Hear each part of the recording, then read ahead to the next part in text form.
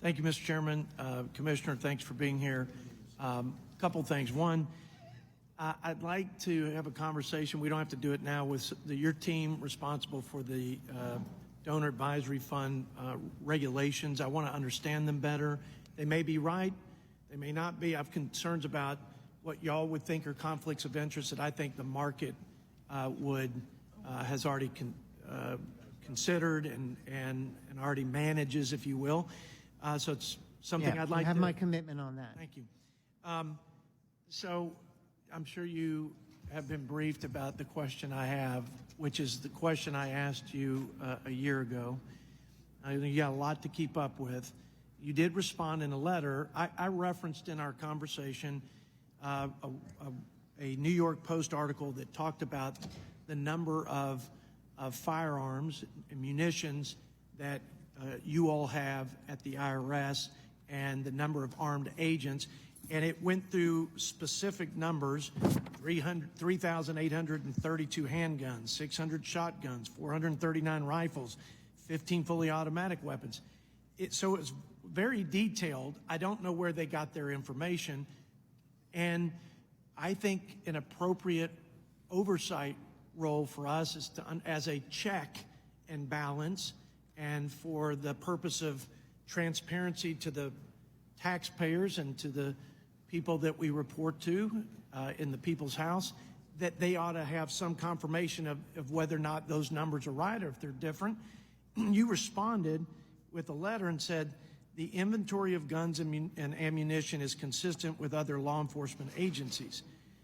I find that an inadequate response. I think if the American people who we all work for ask as a check and as a point of accountability on agencies with tremendous power, and with tremendous power comes, I think, great responsibility and oversight and accountability, they deserve a specific answer.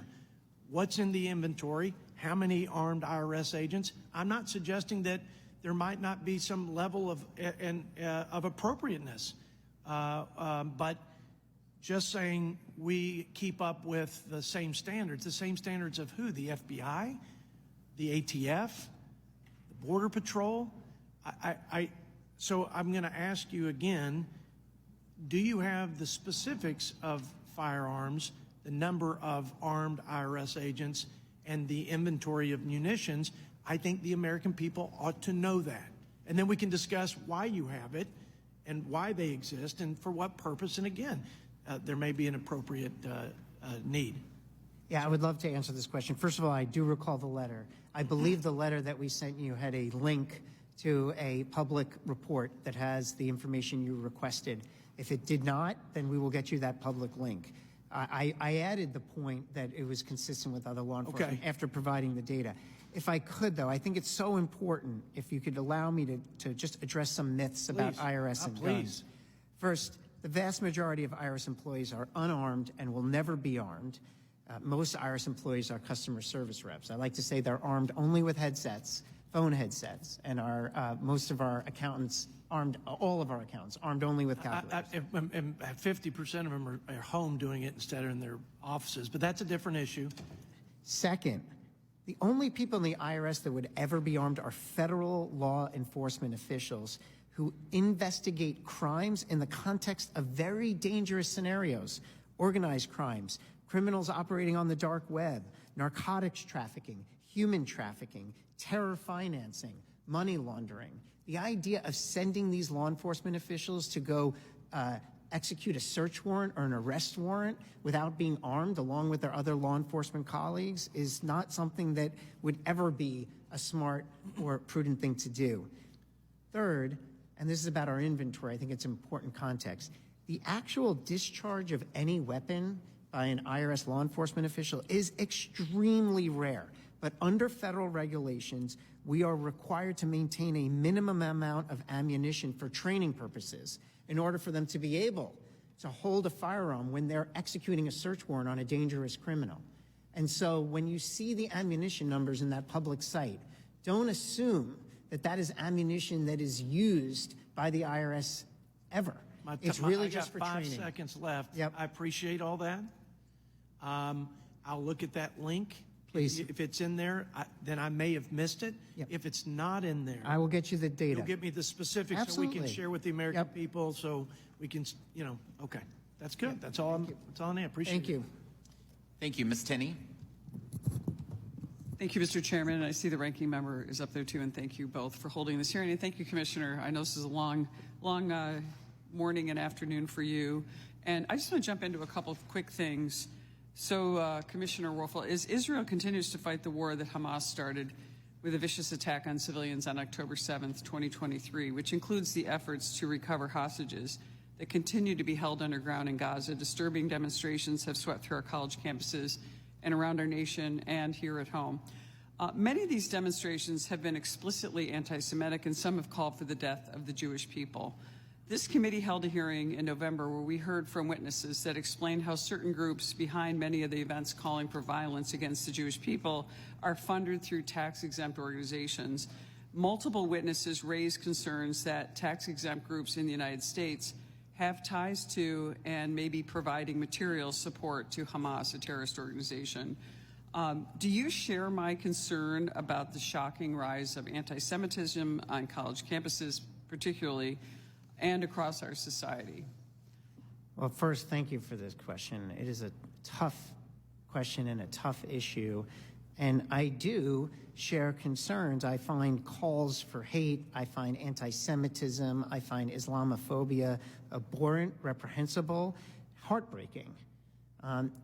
As I put on my commissioner hat and run the process of determining whether an organization is exempt or whether an organization should be revoked of their exempt status, we have a process that we run. And what I want to make sure is that we run that process robustly and effectively to make sure the right outcome happens. Right, I understand that. And also, along with my other Ways and Means colleagues, we sent you a letter along with Secretary Yellen, as you know, asking Yes. for a briefing on what the IRS and the Treasury are doing regarding the funding of anti-Semitism and particularly the funding of calls for violence against Jewish people and using tax-exempt organizations. And I understand that you are in the process of doing that and putting a Yes, briefing that together briefing is for us, happening. Yep. which we greatly appreciate. But do you share our concern that there could be money flowing, particularly potentially international money that we can't track, flowing to tax-free for these horrific purposes? I want to make sure that exempt organizations are meeting their responsibility to operate for exempt purposes. And there are certain activities that could mean that their exempt purpose or their exempt activities should be revoked. Those typically orient around illegal activity. And what I want to make sure is that we have a very robust process in place. We get a lot of referrals. I want to make sure that we're running those referrals down and having a good assessment and a good process to figure out what the right outcome is. Well, can you share with us any information about what the IRS and Treasury are doing about considering penalties, for example, revoking their tax-exempt status for these groups that are engaged in this kind of violent conduct? Obviously, many of these organizations and many of these so-called grassroots efforts look very astroturf. They have assets well beyond what they should have or could have possibly in a spontaneous way. What can we see in terms of taking that status away? I think this is an important moment in time, Congresswoman, for the IRS, Treasury, and other federal agencies to come to this committee and others and lay out exactly what today's process is, what the current law and regulations say, and to determine whether we have both a sufficient framework and is it being implemented effectively. And that's a conversation that absolutely needs to happen right now. Thank you. We appreciate that. And I want to just jump on one other topic that my colleague, Mr. Fitzpatrick, touched on. And that is, I have serious concerns about the direct file program. In my constituents fear, and I think rightly so, the IRS being the judge, jury, and executioner of their personal finances. Additionally, this program presents a clear conflict of interest, I believe, for the IRS, who should not be in charge of preparing taxes while performing other duties simultaneously, such as audits. And as you know, my home state of New York is already participating in this program. And another concern of mine is New York taxpayers could struggle to navigate between the two disparate systems and ultimately fail to file in the state or the federal. And I don't know, I want to know, what are you doing? I know you only have a few seconds left, but what are we doing to address this issue and this potential problem, especially as we're seeing issues in New York State? So we are certainly not preparing taxes. This is, you should let your constituents know. They are under no obligation to use this solution if they don't want to use this solution. We will determine through this pilot the pros and cons of such a solution, and I'll be back before this committee to report on that. Thank you. We just want to make sure it doesn't become a mandate. Thanks so much. I appreciate your time today, and thank you so much for the response and also action on this really important issue with Israel and Hamas. Thank you. Thank you. Mr. Kildee. Thank you, Mr. Chairman, for recognizing me, and to you and the ranking member for holding this hearing. And thank you, Commissioner Werfel, for your testimony. I just want to start out by thanking you, and if you wouldn't mind conveying to your staff my gratitude. And when I mention your staff, I don't just mean your senior team that we most often interact with, but with every one of those IRS employees and all the field offices around the country who do a really tough job under difficult circumstances. In one of my past careers, I was the county treasurer, the tax collector for my county, and I know that typically when we are interacting with customers who are paying their taxes, they're not always having their best day. And I know it's a difficult job, and I just want you to convey my gratitude to them for the difficult work that they do, and the fact that in some cases they have to face, I think, unfair characterizations from some of the people that I work with here in this building. And I just want to express to you that I appreciate their work. I'd also like to thank you for the difficult work that you did during the pandemic, your team, because Absolutely. Yeah. you were not in that position. My constituents in mid-Michigan needed help getting in contact with the IRS just to deal with very simple issues, and I know we had some struggles there, and I think thankfully because of the investments that we have been able to make with the leadership of President Biden and congressional Democrats, the IRS is in a better position, much better prepared to provide the level of customer service that the American people deserve. And I know you're continuing to work to improve that, and I appreciate that very much. I'd also like to acknowledge the steps that you've taken to make this tax filing season easier for the people I represent by delaying the lower 1099-K reporting requirement. This delay will cut red tape for many taxpayers and allow the IRS to focus on ensuring that those wealthiest individuals that you've referred to a few times in this hearing and those largest corporations can no longer avoid paying the taxes that they owe. The investments that President Biden and Democrats made under the Inflation Reduction Act are also helping expand access to filing, and you've addressed this. I know it's been raised by a number of members, but as has been mentioned, this includes expanding the volunteer income tax assistance and the tax counseling for the elderly programs, which for years have helped the working families that I represent get their taxes filed without having to pay a fee. I understand the point my colleague makes, but I think the point that you make is that we don't ask people to pay a fee for access to those. They are supported by taxpayer dollars, but not an out-of-pocket fee in the moment that need is made. Those programs are operated locally by United Way back home for me. Yep. So the VITA and TCE programs are really important to me. And I wonder, particularly as helping people access the benefits that they deserve, the EITC and child tax credit, I wonder if you can describe the IRS plan to expand VITA and TCE and what effect you think this will have for the people I represent. Yeah, I appreciate the question. I think there is a concerted effort under our modernization plan, we call it our strategic operating plan, to meet taxpayers where they are, and in particular, to figure out how we can connect with vulnerable populations to provide them assistance, often volunteer assistance, so that they have a better understanding of their tax obligations, but also what credits they may be eligible for that they're not receiving. How do we do that? First of all, I think it's absolutely important that we're on the ground. And so we're using new funding to open more walk-in centers, to extend the hours of those walk-in centers, to have Saturday hours, to have special events and taxpayer experience days.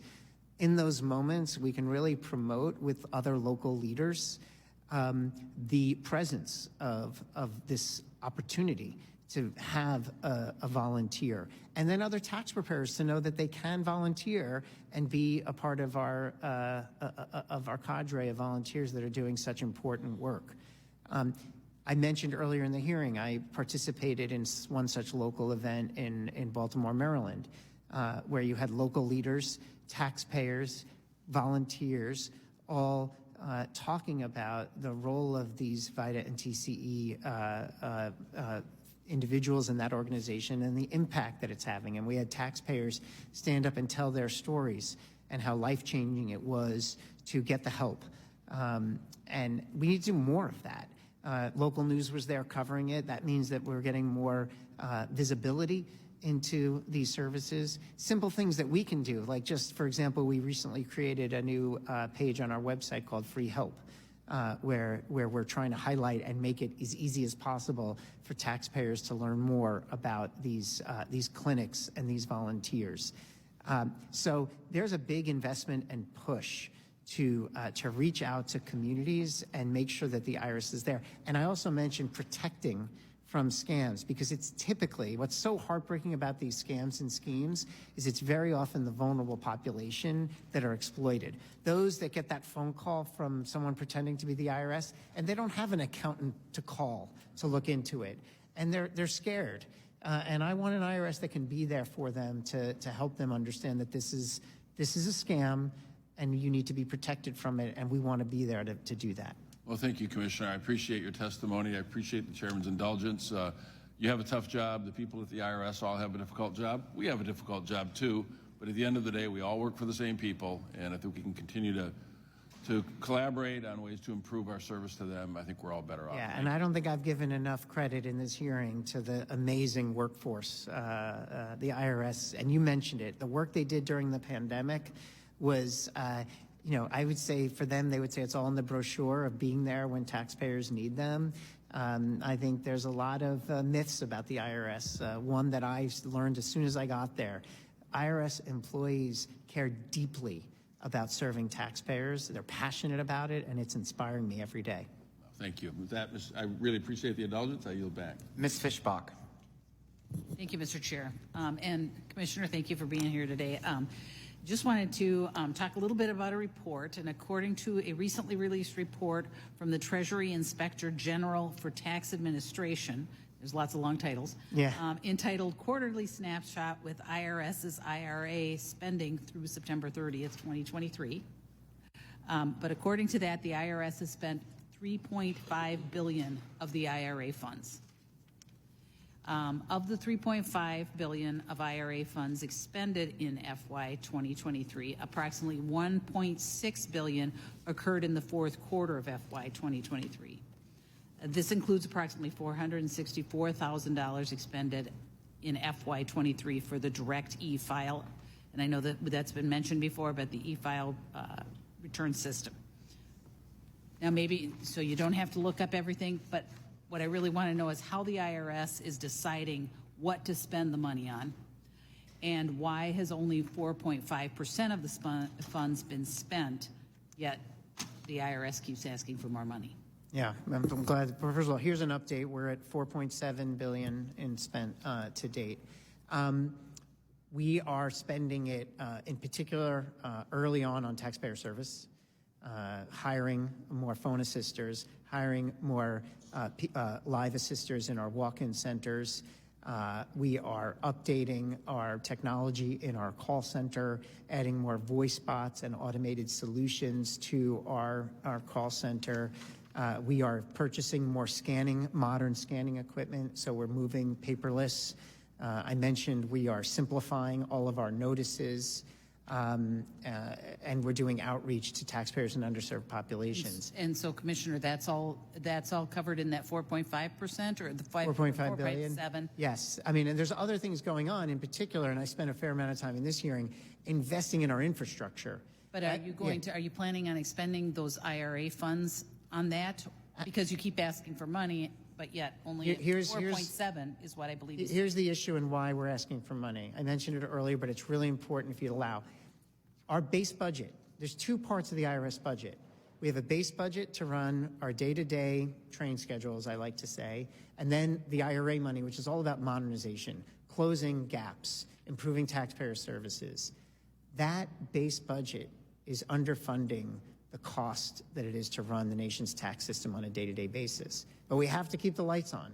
So we borrow from the modernization fund in order to pay. And when we borrow from the modernization fund to keep our lights on, it means we're not modernizing. We're keeping the lights on, but we're not modernizing. So when I'm asking for more money, what I'm asking for the IRS is fund our base budget.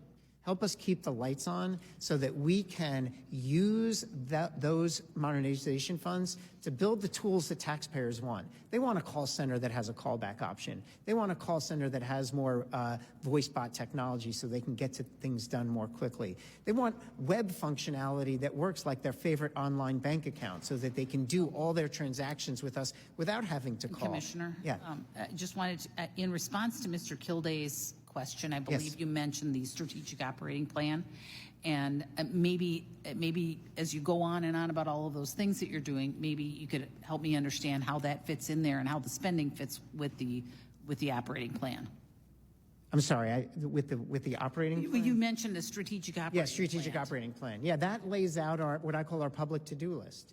And there's numerous items in there arrayed by various objectives to both modernize the taxpayer experience, to improve our equity in enforcement, in particular to make sure that we're closing the gap on evasion in complex tax situations, and that we're investing in modern technology so that we avoid unauthorized accesses in the future. All right. Well, and thank you, Commissioner. And I may follow up with some other questions in writing, but I do have one last question. Please. Last year, you responded to a question that I submitted on the record regarding your agency's ability to use the funds that Congress has given you to transition to new technology. Your response noted that the progress the IRS was making with the paperless processing initiative. However, I have recently heard repeatedly from a company that has been trying to find a solution that would allow them to submit thousands of forms electronically instead of submitting these forms in paper copies. Yet, after over a year of trying to work with your agency, they have continued to struggle to make meaningful progress on this issue. And how is the IRS using its funds to proactively transition to a more efficient and technologically advanced system for processing taxpayer information? Because that's not showing. I'll give you the 10-second answer. By this filing season, we committed to making every correspondence response digitally uploadable. We achieved that. By next filing season, we're moving to the types of returns and forms that your taxpayer is struggling with. We're making the investments to make this a reality. Okay, and we may end up following up with that because given that they have been trying to work with the IRS to make things happen, and it's been very difficult for them. So we may follow up with another letter. But with that.